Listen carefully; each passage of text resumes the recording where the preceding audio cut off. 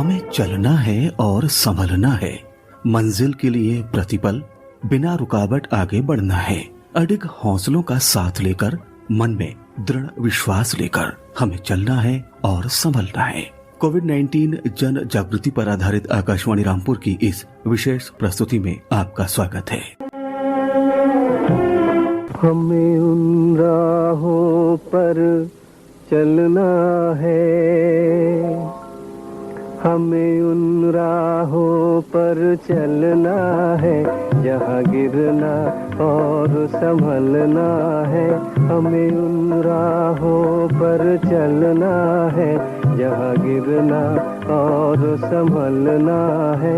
हम हैं वो दिए औरों के लिए, जिन्हें तूफानों में जलना है। अचानक आई विपत्ति हमारे हौसलों को आजमाती है तो वहीं एक नसीहत भी दी जाती है।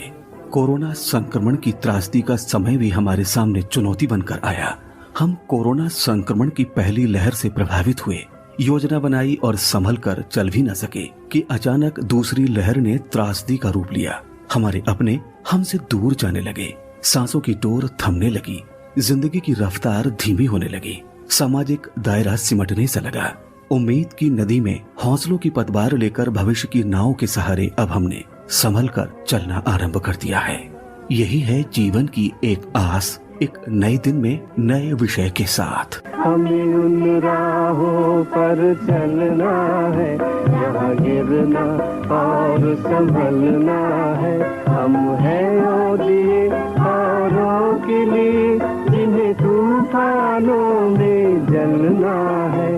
हमें उन राहों पर चलना है, जहाँ गिरना और संभलना है। तीसरी लहर से बच्चों का बचाव। श्रोताओं, हमने कोरोना की पहली और दूसरी लहर का सामना किया। कोरोना की तीसरी संभावित लहर खास तौर पर बच्चों के लिए खतरनाक हो सकती है, जैसा कि वैज्ञानिकों और चिकित्सकों ने आशंका जताई है। कार्यक्रम में आज हमारे साथ हैं जिला अस्पताल रामपुर के वरिष्ठ बाल रोग विशेषज्ञ डॉक्टर BC सक्सेना जी। सक्सेना जी, कार्यक्रम में आपका स्वागत है। जी धन्यवाद। डॉक्टर साहब, जिस तरह से डॉक्टर और वैज्ञानिक कोरोना संक्रमण की तीसरी लहर की आशंका खास तौर पर बच्चों के लिए जता रहे हैं, आप इस लहर को किस रूप में देख रहे हैं?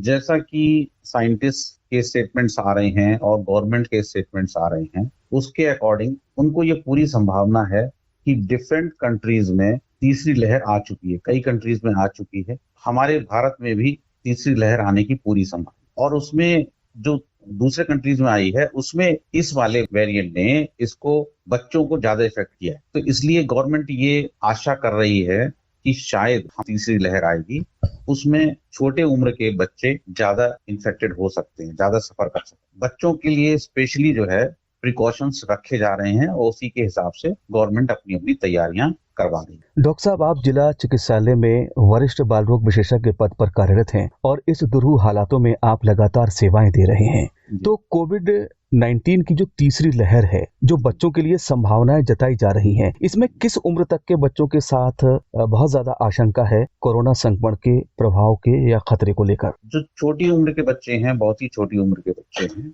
उसमें संभावना ज्यादा है, और जो एडोलेसेंट एज ग्रुप के हैं उनमें संभावना कम है, क्योंकि जो एडोलेसेंट एज ग्रुप है उसमें इम्यूनिटी ज्यादा अच्छी होती है, कंपैरेटिवली बिल्कुल न्यू है। तो इसलिए पॉसिबिलिटी है कि जो छोटा एज ग्रुप है वो ज्यादा इन्वॉल्व होगा, लेकिन अभी कुछ भी कह पाना संभव नहीं है जब तक कि कोई चीज प्रमाणिक रूप से सामने नहीं आ जाए। डॉक्टर साहब, एक अहम सवाल उठता है कि गर्भावस्था में अगर किसी महिला को कोरोना हुआ है तो जन्म लेने वाले बच्चे पर क्या इसका कोई प्रभाव हो सकता है? अभी तक के जितने रिसर्च हुई है, जितने एक्सपेरिमेंट देखे हैं, जो अनुभव है उसके आधार पे तो अभी तक ये रिजल्ट निकला है कि जितनी भी गर्भवती महिलाएं हैं जो कि पॉजिटिव थी, लेकिन उनके जो डिलीवर्ड बच्चे थे वो पॉजिटिव नहीं थे, ऐसा कोई केस अभी तक तो शायद मेरी जानकारी में नहीं आया। लेकिन हाँ, अगर पॉजिटिव महिला है और अगर उसने प्रिकॉशन नहीं रखा तो उसके इन्फेक्शन को ट्रांसमिट डिलीवरी के बाद बच्चे में ट्रांसमिट हो सकता है, इससे बच्चा इन्फेक्ट हो सकता है। तो इसलिए हमें डिलीवरी के तुरंत बाद बहुत प्रिकॉशंस रखने चाहिए, माँ को भी प्रिकॉशंस रखनी चाहिए, उनके फैमिली मेंबर्स को भी प्रिकॉशन रखने चाहिए, जिससे कि उस बच्चे को हम कोविड से बचा सकें। डॉक्टर साहब, प्रसव के बाद अगर माँ कोरोना संक्रमित हो जाती है तो क्या हम नवजात बच्चे को माँ का दूध पिला सकते हैं? हाँ, पिला सकते हैं, इसमें कोई कॉन्ट्राइंडिकेशन नहीं है। माँ का दूध बच्चे के लिए सर्वोत्तम आहार होता है नवजात के लिए, और माँ का दूध में कोई प्रकार का कोई वायरल इन्फेक्शन नहीं पाया गया है अभी तक, तो इसलिए माँ का दूध बिल्कुल पिलाया जा सकता है, 100% पिलाया जा सकता है। बस उसमें कुछ प्रिकॉशंस ये रखने हैं कि माँ अपनी सफाई रखे, माँ मुंह के ऊपर और नाक को कवर करते हुए अच्छी क्वालिटी का मास्क पहने, और जितना हो सके बच्चे को अपने क्लोज, बहुत क्लोज, मतलब जैसे मुंह से किस करना या इस तरह की चीजों से बचे, वो अवॉइड करे, और वो अपना दूध पिला सकते। तो पिलाने में, माँ के दूध पिलाने से बच्चे को कोई इन्फेक्शन नहीं हो। डॉक्टर साहब, चूंकि आप बाल रोग विशेषज्ञ हैं और खास तौर पर बच्चों के लिए आप काम कर रहे हैं, इसके अलावा जिला अस्पताल में आप कौन से दायित्वों का और निर्वहन कर रहे हैं वर्तमान हालातों में? मैं इस समय जिला महिला अस्पताल में जो न्यू बॉर्न नर्सरी है, SNCU, वो मैं रन कर रहा हूँ, जहाँ पर बिल्कुल नवजात शिशु ही जो प्रॉब्लम में होते हैं, नवजात शिशु, उनको रखा जाता है, वार्मर्स पे रखा जाता है, मशीनों में रखा जाता है। तो वो मैं पिछले 5 साल से नर्सरी रन कर रहा हूँ गवर्नमेंट हॉस्पिटल की, और इसके अलावा मैं अपने एडमिनिस्ट्रेटिव दायित्वों को भी निर्वहन करता हूँ। इस समय मैं कोविड जो तीसरी लहर आने वाली है उसके संबंध में मैं ट्रेनिंग दे रहा हूँ। मैं ट्रेनर हूँ, मास्टर ट्रेनर हूँ। इस समय हम लोगों की अभी ट्रेनिंग हुई थी नोएडा में, तो वहां से हम लोग इस कोविड के बच्चों के पीडियाट्रिक कोविड के संबंध में ट्रेनिंग लेके आए हैं। हम जिले के सभी डॉक्टर्स को और स्टाफ को ट्रेनिंग देने में लगे हुए हैं। डॉक्टर साहब, प्रशिक्षण के दौरान चूंकि आप डॉक्टर्स को ट्रेन कर रहे हैं, तो खास तौर पर इस दौर में चूंकि तीसरी लहर की आशंका जताई जा रही है, अन्य डॉक्टर्स का फीडबैक किस तरह से आपको मिल रहा है? अभी तीसरी लहर के बारे में किसी तरह का कोई फीडबैक नहीं है। जो हम लोग मीडिया के माध्यम से, गवर्नमेंट के जो नोटिफिकेशंस आते हैं उसके माध्यम से, जो हमें लेटर्स प्राप्त होते हैं, बस उसी से हमको नॉलेज मिल रही है। बाकी तीसरी लहर के बारे में अभी एक न्यूज आई थी कि राजस्थान में कुछ बच्चे इन्फेक्ट हुए हैं, और इसके अलावा तो अभी, क्योंकि हमारे यहाँ अभी इंडिया में पूरी तरह से तीसरी लहर आई नहीं है, तो और कोई जानकारी कहीं से भी नहीं प्राप्त हो रही। जैसे जैसे गवर्नमेंट की गाइडलाइन आगे बढ़ती चली जाएगी, उसी हिसाब से हम लोगों को जानकारी प्राप्त होती चली जाएगी। अभी तो हम लोग केवल तैयारी कर रहे हैं कि अगर ये लहर आती है तो उस समय ऐसा ना हो कि हमारी तैयारियां ना हो, हमारा स्टाफ ट्रेन ना हो, या हमारे डॉक्टर्स ट्रेन ना हो, कि हमें उनको किस तरह से ट्रीटमेंट देना है, किस तरह से ऑक्सीजन मेंटेन कराना है, और किस तरह से हमें उनके ट्रीटमेंट को आगे बढ़ाना है, जिससे कि हम मैक्सिमम लोगों को इस इन्फेक्शन से बचा सकें, प्रिवेंशन भी कर सकें, और साथ साथ में अगर वो इन्फेक्ट होते हैं तो हम उनका बहुत ही कम समय में और उनका उपचार सुनिश्चित कर सकें। इस तैयारी के लिए हम लोगों ने केवल जिला अस्पताल पे तैयारी नहीं कर रहे हैं, हम लोग CSC लेवल पे, यानी कि तहसील स्तर पे भी हमारी तैयारियां चल रही हैं, और हम लोग वहां पर भी वार्ड तैयार कर रहे हैं। 10-10 बेड हमारे 4 CSC को हम लोग तैयार कर रहे हैं यहाँ पर रामपुर में, और वहां हमने इवन हाई फ्लो ऑक्सीजन की सप्लाई है, उसके भी इंस्ट्रूमेंट परचेज करने के लिए गवर्नमेंट को लिखा जा चुका है, और हर तहसील पर 2-2 वेंटिलेटर भी दिए जाएंगे, जिसकी ट्रेनिंग हम लोग दे रहे हैं, जिससे कि अगर कभी वेंटिलेटर की आवश्यकता पड़ जाए कहीं पर, तो हम वेंटिलेटर का यूज तहसील स्तर तक पे कर सकें। डॉक्टर साहब, नवजात शिशु के संबंध में तो आपने जानकारी दी, ऐसे बच्चे जो लगभग 2 वर्ष से ऊपर के हैं और 17 वर्ष तक के हैं, उन पर तीसरी संभावित लहर का कितना प्रभाव हो सकता है? अब जिस तरह के स्टेटमेंट्स आ रहे हैं गवर्नमेंट की तरफ से, उससे तो ऐसा लगता है कि काफी बच्चे संक्रमित होंगे। ये गवर्नमेंट ने एक बहुत अच्छा स्टेप ले रखा है कि अगर स्कूल खुल जाएंगे तो बच्चों के इन्फेक्शन की पॉसिबिलिटी और ज्यादा बढ़ जाएगी। लेकिन एक अच्छी बात ये है, पॉजिटिव बात ये है कि बच्चों में कोमॉर्बिडिटीज बहुत कम होती हैं। जैसे बच्चे डायबिटिक बहुत कम होते हैं, हार्ट की डिसीज बहुत कम होती हैं, लिवर की, किडनी की, ब्रेन की, ये सब चीजें कोमॉर्बिडिटीज बहुत कम होती हैं। तो जिनमें कोमॉर्बिडिटीज कम होती हैं, ऐसे केसेस कॉम्प्लिकेट होने से बच जाते हैं, बहुत ज्यादा कॉम्प्लिकेशन में नहीं जाते। उम्मीद हम ये कर रहे हैं कि जो बच्चे भी इन्फेक्टेड होंगे उनमें बहुत कम सिम्टम होंगे, यानी माइल्ड केसेस मैक्सिमम होंगे। जितनी पॉसिबिलिटी है उसमें केवल ये माना जा रहा है, टोटल बच्चों में से ज्यादा से ज्यादा 12% बच्चे इन्फेक्शन पाएंगे, और उसमें से भी 1% से भी कम संभावना होगी उन बच्चों की जो हम उनको जिनको जो सीरियस कंडीशन में जाएंगे। हमारा प्रयास तो ये है कि हम पहले से ही उन बच्चों को इतना ट्रेंड कर लें, माँ बाप को ट्रेंड कर लें, और जिसकी वजह से बच्चों में सीरियसनेस आए ही ना। क्योंकि बच्चों में इन्फेक्शन देखिए कहाँ से आना है, बच्चे इस समय घरों में रह रहे हैं, ज्यादा उनके स्कूल बंद हैं, खेल कूद वाली मैदान सब खाली पड़े हैं, सारे बच्चे घर में हैं, तो इन्फेक्शन का सोर्स घर में जो आने जाने वाले लोग, एडल्ट लोग हैं, उनके मदर या फादर, जो कि बाहर अपने कार्य के लिए निकलते हैं, जॉब के लिए निकलते हैं या मार्केटिंग के लिए निकलते हैं, वो जब घर वापस लौट के आते हैं तो इन्फेक्शन उनके साथ आता है, तो उनसे ही उन्हें इन्फेक्ट होने की पॉसिबिलिटी इस समय ज्यादा है। तो इसलिए हम बड़ों को ट्रेन कर रहे हैं कि भाई आप प्रिकॉशन रखें, मास्क लगा के पहले तो कोशिश करें कहीं भी अनावश्यक ना जाएं, भीड़ वाले इलाकों को अवॉइड करें, जहां भी अगर मजबूरन जाना पड़े तो प्रॉपरली मास्क लगा के जाएं, 2 गज की दूरी बना के रहें और भीड़ वाली जगह को अवॉइड करें, जितना हो सकता है ऐसी जगहों पर ना जाएं। अगर बड़े इन्फेक्ट नहीं होंगे तो निश्चित रूप से इसका असर बच्चों पर पड़ेगा और बच्चों में इन्फेक्शन की पॉसिबिलिटी और कम हो जाएगी। श्रोताओं, इस समय कार्यक्रम में हमारे साथ हैं जिला चिकित्सालय रामपुर के वरिष्ठ बाल रोग विशेषज्ञ डॉक्टर बीसी सक्सेना जी। वास्तविक तौर पर देखा जाए तो बचपन बहुत ही भोला होता है और हमारा दायित्व और बढ़ जाता है। तो क्यों ना डॉक्टर साहब एक बहुत बेहतरीन सा मोटिवेशनल सॉन्ग सुन लिया जाए।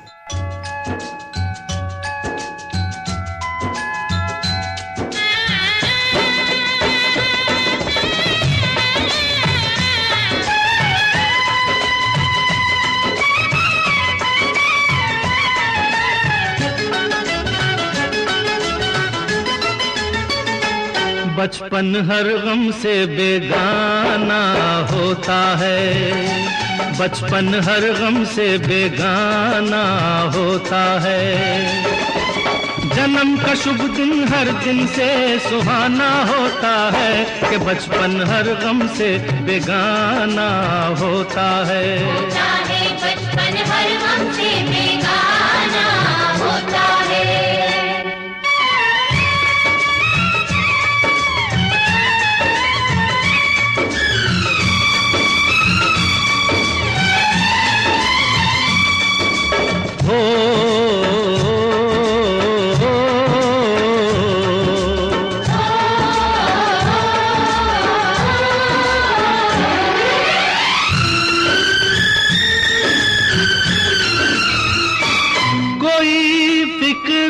चिंता मस्ती का आलम, जीवन खेल सा लगता है, जीवन खेल सा लगता है।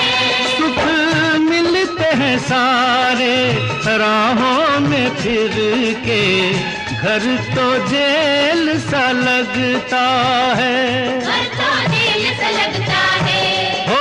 इसी उम्र में खुशियों का खजाना होता है कि बचपन हर गम से, बचपन हर गम से बेगाना होता है बचपन हर गम से बेगाना होता है।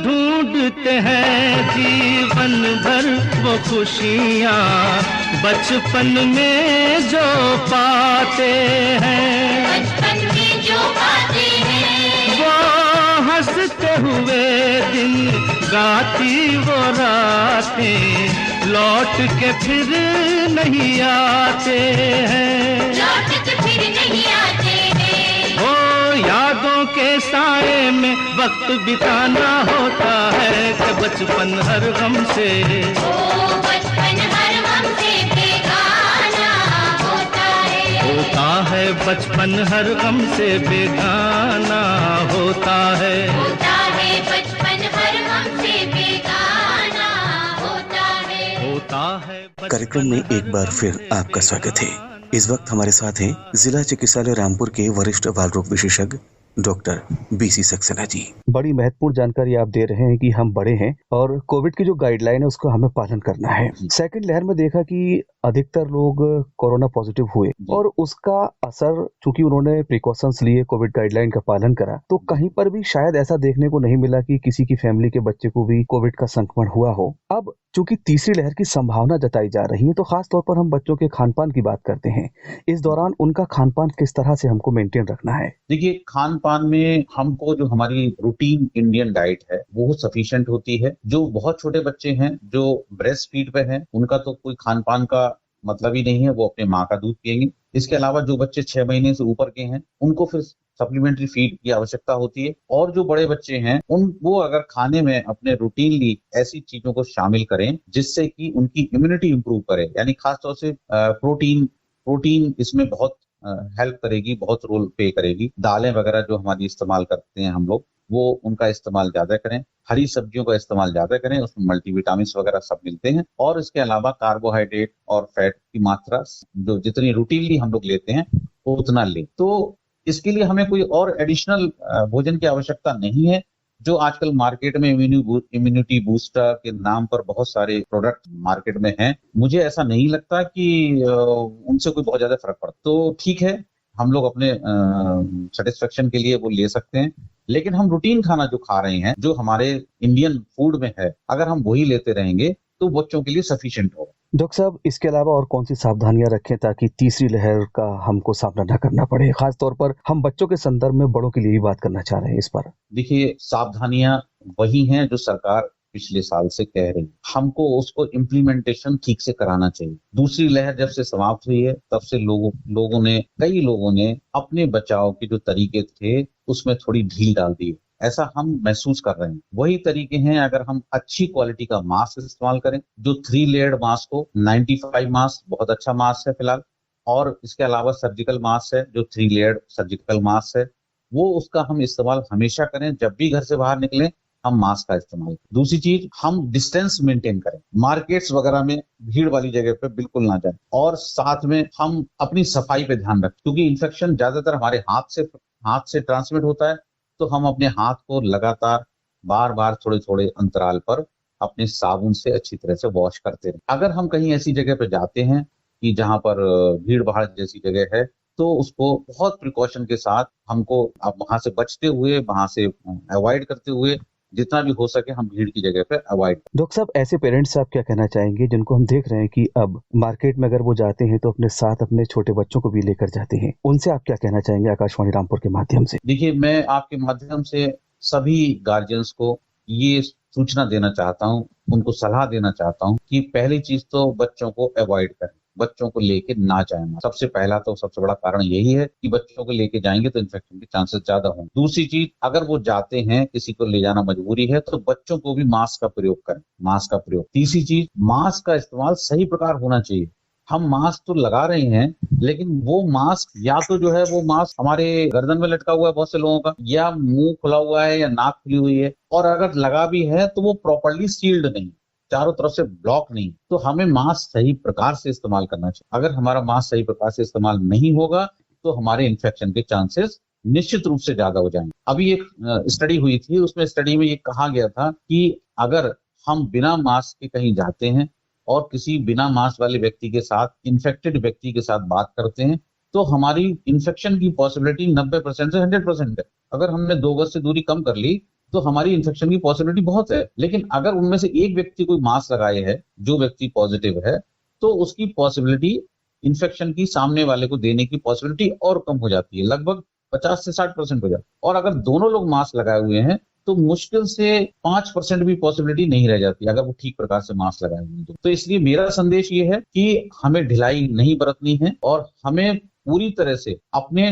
प्रिकॉशंस को मेंटेन रखना है, मास्क को प्रॉपरली लगाना है, साबुन से हाथ धोना है और डिस्टेंस मेंटेन करके रखना। अगर हम बाहर से कहीं से भी आ रहे हैं, कोई बड़े लोग आ रहे हैं, तो हम उन कपड़ों को जो हम पहने हुए हैं उनको हम प्रॉपरली वॉश करें, गर्म पानी में वॉश करें, और वॉश करने के बाद तेज धूप में सुखाएं। तेज धूप में सुखाने से वायरस का जो संक्रामक स्थिति होती है, वो काफी कुछ वायरस एक्सपायर हो जाता है, मर जाता है, तो इन्फेक्शन के चांसेस कम हो जाते हैं। और हम अगर कोई पॉजिटिव हो जाते हैं तो हम अपने आप को बिल्कुल आइसोलेशन में ले जाते, और आइसोलेशन में ले जाने के बाद जब तक हमारी रिपोर्ट निगेटिव नहीं आ जाती है, या हम 10-12 दिन तक, जब तक हम ये समझते हैं कि वायरस का संक्रमण कम हो गया, या अब हम किसी दूसरे को इन्फेक्शन नहीं देते हैं, तब हम अपने आप को आइसोलेशन से बाहर करें, वो भी डॉक्टर की सलाह। कोरोना संक्रमण की तीसरी लहर से बच्चों का बचाव, इस विषय पर बहुत ही महत्वपूर्ण जानकारी दे रहे थे जिला चिकित्सालय रामपुर के वरिष्ठ बाल रोग विशेषज्ञ डॉक्टर BC सक्सेना जी।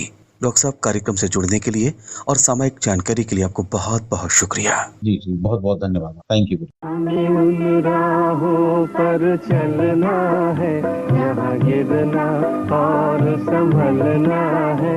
हम हैं वो दिए औरों के लिए, जिन्हें तूफानों में जलना है। हमें उन राहों पर चलना है, यहाँ गिरना और संभलना है। ये वक्त है संभलने का, उठ खड़े होकर नए अंदाज में चलने का। कठिन घड़ी है, मुश्किल बड़ी है। कोरोना वायरस की पहली और दूसरी लहर की त्रासदी का हमने सामना किया है। कोरोना वायरस की तीसरी लहर से हम सभी सुरक्षित रहें, इस तरह के प्रयास हमें करने हैं। कोविड गाइडलाइन का पालन करना है, मास्क का प्रयोग करना है, सोशल डिस्टेंस को मेंटेन रखना है, ना तो भीड़ वाली जगह जाना है और ना ही भीड़ का हिस्सा बनना है। सफाई, दवाई और कड़ाई, तभी जीतेंगे हम कोरोना से लड़ाई। कोविड-19 जन जागृति पर आधारित आकाशवाणी रामपुर की इस विशेष प्रस्तुति में आज का सफर बस यहीं तक। आकाश से आती है ये सदा, हम आए अगर तो जीना जला। आकाश से आती है ये सदा, हम आए अगर तो जीना जला। कभी हम है यहाँ, कभी है खुशियाँ, हर हाल में हमको पलना है। हमें उन राहों पर चलना है, यहाँ गिरना और संभलना है। हम हैं वो दिए औरों के लिए, जिन्हें तूफानों में जलना है। हमें उन राहों पर चलना है, यहाँ गिरना और संभलना